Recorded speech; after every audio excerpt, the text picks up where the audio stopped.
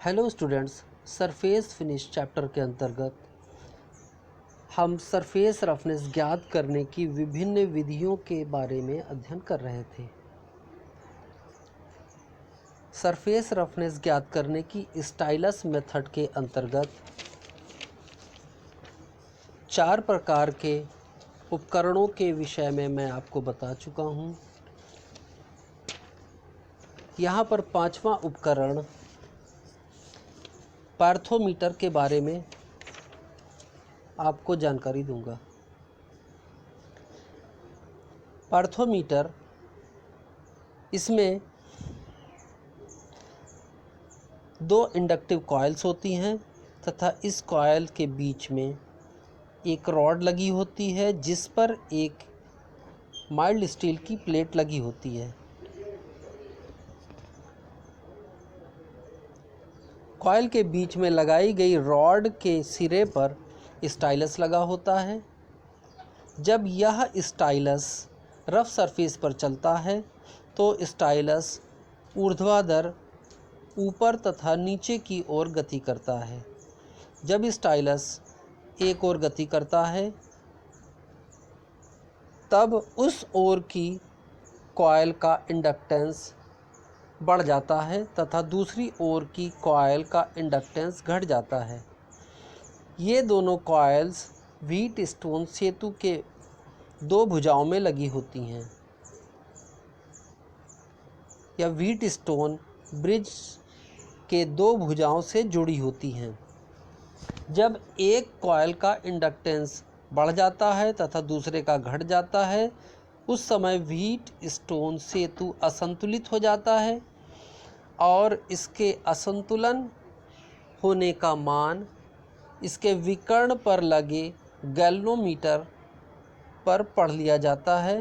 Galvanometer की scale surface roughness के अनुसार कैलिब्रेट की हुई होती है और इस गैल्वेनोमीटर से हमें सीधा सरफेस रफनेस का मान ज्ञात हो जाता है। यहाँ पर कॉइल से प्राप्त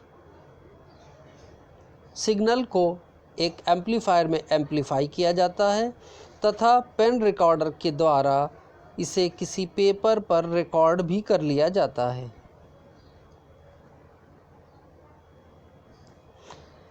पार्थोमीटर हेड विभिन्न प्रकार के आते हैं। यहाँ पर 3 प्रकार के पार्थोमीटर हेड दिखाए गए हैं। पहला हेड ऑसिलेटरी टाइप हेड है। इसमें इसको खींचने के लिए एक स्प्रिंग लगी होती है तथा यह हेड सरफेस पर 2 स्थानों पर टिका होता है और स्टाइलस सरफेस के अंदर बाहर गति करता है। दूसरे प्रकार के अरेंजमेंट में हाफ रिजिड टाइप हेड दिखाया गया है। इस हेड में 2 टेक न होकर एक लीफ स्प्रिंग के द्वारा सतह पर सपोर्ट किया जाता है। यहाँ पर लीफ स्प्रिंग एक स्किड का कार्य करती है तथा यह हेड सतह पर खींचता चला जाता है। तीसरे अरेंजमेंट में, जिसका नाम फ्री सपोर्ट टाइप हेड है, हेड को एक चबूतरे पर सेट किया जाता है तथा हेड की भुजा अंदर तथा बाहर की ओर गति करने के लिए स्वतंत्र होती है।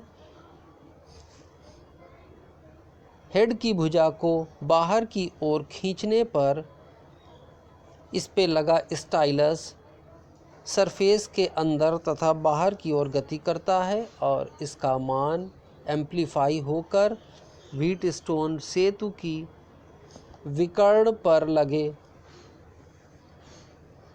गैल्वेनोमीटर पर पढ़ लिया जाता है।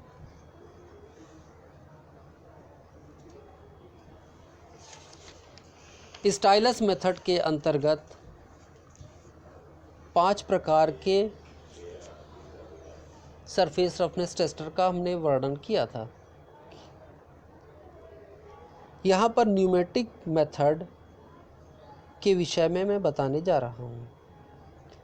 न्यूमेटिक मेजरिंग मेथड, पहले सिस्टम को समझ लेते हैं। इस सिस्टम में कंप्रेस्ड एयर का प्रयोग किया जाता है कंप्रेस्ड एयर को एक ट्यूब जिसे रोटामीटर कहते हैं से पास कराया जाता है।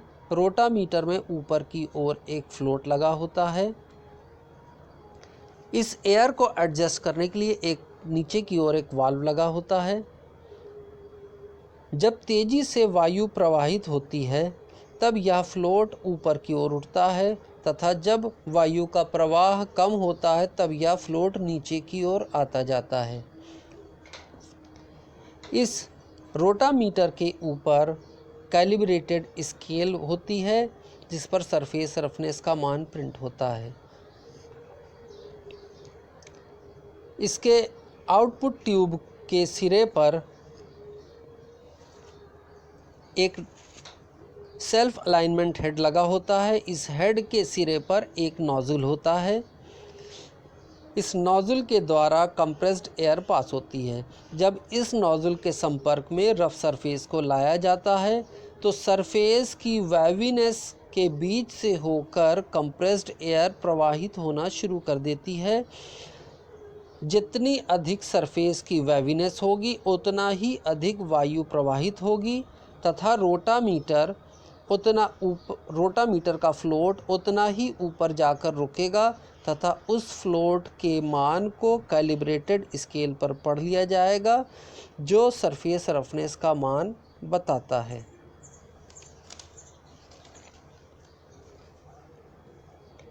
पार्थेन कंडेंसर मेथड। पार्थेन कंडेंसर मेथड में समांतर प्लेट संधारित्र की विधि का प्रयोग किया जाता है। यहाँ पर सरफेस एक संधारित्र के एक इलेक्ट्रोड का कार्य करती है जबकि सरफेस के ऊपर एक अलग से इलेक्ट्रोड लगाया जाता है।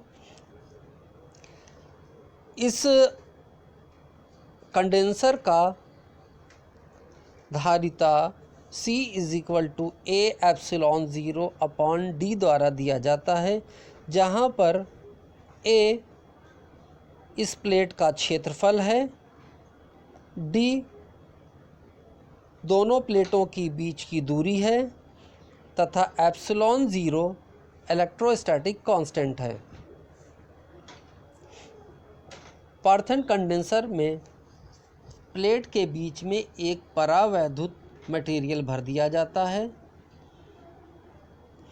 परावैद्युत मटेरियल भरने पर यहाँ पर यह इलेक्ट्रोड दो संधारित्र के जैसा कार्य करना शुरू कर देता है, जहाँ पर एक संधारित्र परावैद्युत के कारण बनता है तथा दूसरा संधारित्र परावैद्युत तथा रफ सरफेस के बीच वायु गैप के कारण बनता है। इन दोनों संधारित्र की धारिता को 1/c = 1/c1 + 1/c2 द्वारा दिया जाता है। यह दोनों संधारित्र आपस में श्रेणी क्रम में जुड़े हुए हैं। उपरोक्त फार्मूले से वायु वाले एरिया के कैपेसिटेंस का मान C1 = A/0/g है तथा परावैद्युत वाले संधारित्र की धारिता C2 = A/0K/dm है। दोनों संधारित्र की तुल्य धारिता को C = A/0/g + dm/k प्राप्त होती है। यहाँ से पक्षांतर करने पर हमें स्मूथनेस वैल्यू g का मान इस फार्मूले से प्राप्त हो जाता है। इस फार्मूले में रखकर हम स्मूथनेस वैल्यू का मान ज्ञात कर सकते हैं।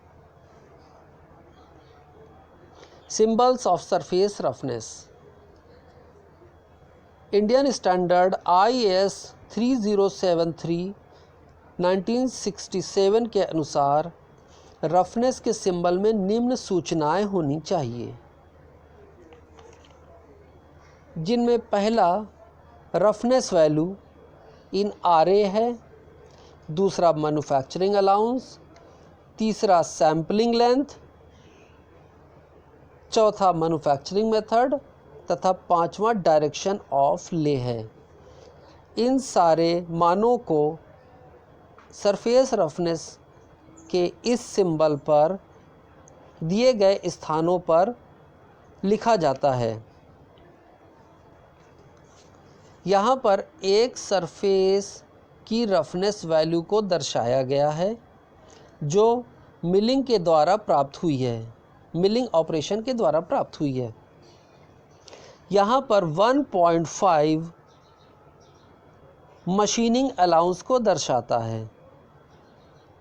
इस त्रिभुज के ऊपर लिखा 6.3 सरफेस रफनेस RA की वैल्यू जो कि माइक्रोमीटर में है दर्शाता है। यह 6.3 माइक्रोमीटर मैक्सिमम वैल्यू बताई गई है। इस क्षैतिज रेखा के ऊपर मशीनिंग ऑपरेशन के बारे में लिखा जाता है कि किस ऑपरेशन के द्वारा इस सरफेस को प्राप्त किया गया है। इस क्षैतिज रेखा के नीचे सैम्पलिंग लेंथ को बताया जाता है। यहाँ पर 2.5 mm की सैम्पलिंग लेंथ ली गई है तथा इस सतह पर डायरेक्शन ऑफ ले बताया गया है जो कि परपेंडिकुलर प्राप्त होता है।